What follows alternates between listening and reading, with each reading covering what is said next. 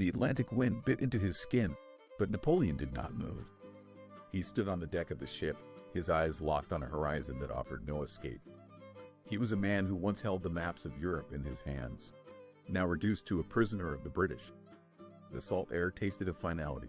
He closed his eyes, and the ship vanished. In 1769, on the rugged island of Corsica, he was just a boy with a thick accent and no name of consequence. At the military academy in Brienne, he was the target. Other students shoved him against the stone walls, mocking his origins, his voice, and his lack of stature. He did not fight back with fists. He spent his nights hunched over maps, measuring distances and memorizing the lay of the land while others slept. He learned early that geography was a weapon. Back on the ship, the deck groaned under his feet. The distance between the boy in the schoolyard and the emperor on the throne had been vast. The distance between the emperor and the ship was now absolute. The sea stretched out in every direction, a blue cage that spanned the world. The memory of the schoolyard faded as the smell of gunpowder took hold. Paris was tearing itself apart, the streets running red with the violence of the revolution. Chaos reigned, but amidst the smoke, Napoleon found his purpose. The siege of Toulon was a stalemate of blood and noise. He moved through the battery, his eyes scanning the ridgeline. He saw what the generals missed. The enemy position held a structural weakness, a narrow gap in their formation that only a specific angle could exploit. He grabbed a heavy iron cannon, ignoring the shouting around him. He measured the distance, adjusted the elevation with calloused hands, and locked the carriage into place. The ground shook as he ignited the fuse. The iron ball tore through the air, striking the enemy line with mathematical perfection. Timber splintered, the defense collapsed. In the sudden silence that followed the blast, the tide shifted. His superiors watched the breach. They did not see a mere officer anymore. They saw a man who could command fire and force the world to yield. The promotion came before the smoke had even cleared. The path toward the halls of government was now open. The battlefield gave him authority, but the halls of government required something sharper.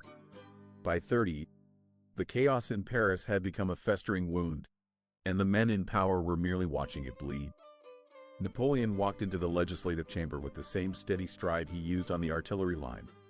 The room was thick with the scent of stagnant paper and nervous sweat.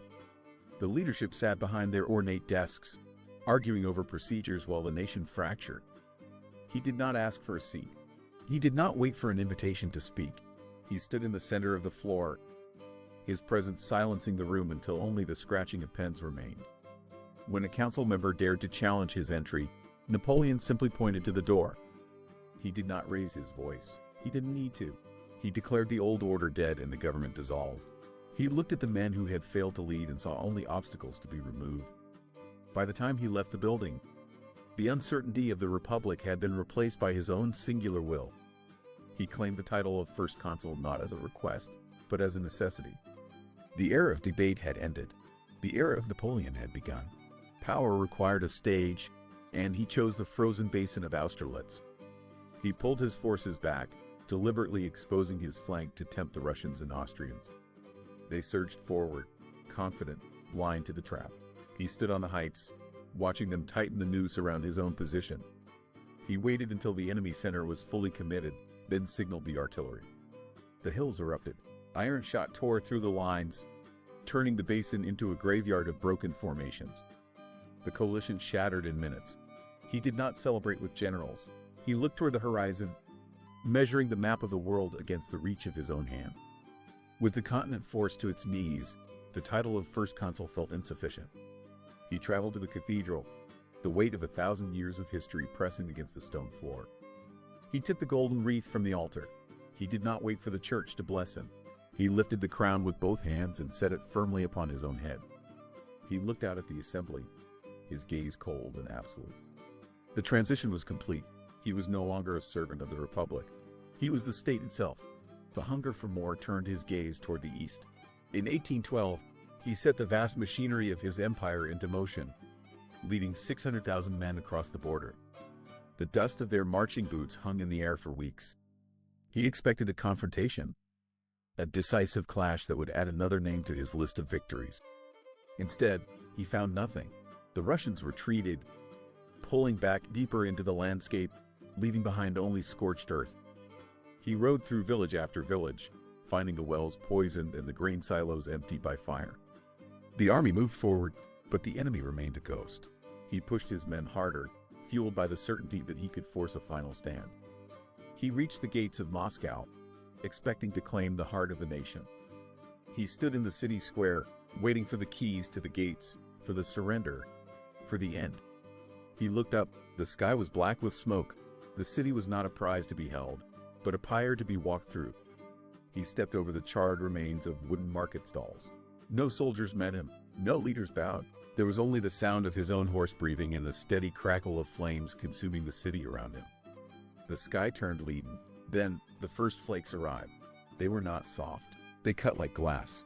By dawn, the temperature plummeted, turning the road into a solid sheet of ice. Horses collapsed in their harnesses, their breath crystallizing into thin masks of frost before they stopped moving entirely. Men reached out to pull them up, but their fingers grew numb, then white, then useless. The retreat lost its rhythm. The grand columns fractured into disorganized clumps of shivering figures. They discarded everything. Muskets fell into the drifts. Heavy cannons were left to sink into the slush. Napoleon rode at the center, his eyes fixed on the horizon, but the horizon had vanished into a wall of white. There was no enemy to fight. There was only the cold. It crept into the boots, climbed the legs, and settled in the marrow. Men sat down to rest for a moment and never stood again.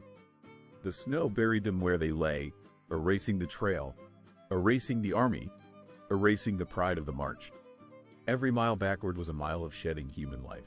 He looked back at his own shadow stretching over the frozen dead, realizing the empire he had built was dissolving into the white, unforgiving silence of the plains. The island of Elba was a cage of salt and wind. He spent his days watching the waves, measuring the distance between his confinement and the coast of France. He did not wait for an invitation. He waited for the tide. He slipped onto a small boat under the cover of night, crossing the dark water until his boots struck the gravel of the French shore. He walked alone, moving toward the garrison sent to stop his advance. The soldiers stood in a line, muskets leveled, fingers tightening on triggers. They had orders to kill the man who had brought their nation to its knees. Napoleon stopped. He walked into the center of the road, eyes locked on the men waiting to fire. He reached up, grasped the edges of his coat, and pulled them wide. He bared his chest, exposed to the cold air and the leveled barrels. He shouted, "If you wish to kill your emperor, here I am." The silence stretched, heavy and absolute. A soldier lowered his weapon, then another. The sound of muskets hitting the dirt echoed across the field. They stepped forward, breaking ranks, and knelt in the mud. He did not need an army to retake Paris. He walked into the capital as the master of the streets once more. The sky broke open before dawn. Water lashed the fields of Waterloo, transforming the firm earth into a thick, clinging mire. Napoleon stood near his command post, watching the wheels of his heavy cannons sink to the axles in the churned soil. He ordered them moved, but the horses strained against the weight, slipping and falling in the slurry. The artillery, his greatest advantage, was pinned in place. Every minute lost was a minute gained by the enemy. He looked toward the ridge where the British had formed their lines, hidden behind the crest of the hill. They were holding. The rain blurred the horizon, but the scouts brought the news he dreaded most. The Prussians were emerging from the woods on the flank, their dark columns winding through the trees like a slow, inevitable tide. The air grew heavy with the smell of wet gunpowder and churning earth. There would be no maneuvering now. The trap was closing. Napoleon checked his watch, his hand steady even as the ground beneath him began to liquefy. He knew the gamble. He had to break the center before the flank collapsed. He signaled for the advance, sending his men into the mud to meet the wall of steel waiting on the ridge. The final gamble had begun. The old guard moved forward, boots sucking deep into the saturated soil. They marched in silence, eyes fixed on the ridge, ignoring the iron hail tearing through their ranks. Napoleon watched from the rise, his hands clasped behind his back, fingers digging into his palms. He waited for the breakthrough. It did not come. Instead, a new sound erupted from the east. The Prussian cannons opened fire, their shells raking the French flank with brutal precision. The line buckled. A gap opened in the center, widening as men scrambled to escape the crossfire. Napoleon leaned forward, but the momentum had shifted. The elite battalions, the ones who had never known defeat, faltered. They stopped, turned, and began to pull back. The retreat started as a steady walk and ended as a panicked rush. Soldiers threw their weapons into the mud, desperate to clear the kill zone. The ridge remained untouched. The dream of a new empire dissolved in the smoke of the burning fields. Napoleon stood motionless as his final reserve disintegrated. The invincible force was gone. The field was lost. He turned his horse away from the ridge, leaving the wreckage behind, and began the long ride into the end of his reign. The horizon was no longer a path to conquest. It was a wall of gray water. Napoleon sat in a chair that creaked under his weight, the wood damp to the touch from the salt air that seeped through the stone walls. His world had shrunk to the dimensions of a room, barely larger than the quarters of a surgeon. Outside, the Atlantic crashed against the jagged rocks of St. Helena, a constant, rhythmic roar that never ceased. He watched the light fade from the window, tracing the cracks in the plaster where moisture pooled in dark, jagged lines. There were no maps left to study. There were no commands to give. The silence in the room was heavier than the noise of 1,000 cannons. He stared at the vast, empty space beyond the glass, his breath fogging the pain. Once, the borders of a continent moved at his word. Now, he could not reach past the threshold of his own door. The master of empires held nothing but the ticking of a clock and the relentless pull of the tide. He stood at the center of the world he had once reshaped, and in the quiet of the island, he finally became a ghost of the man he used to be.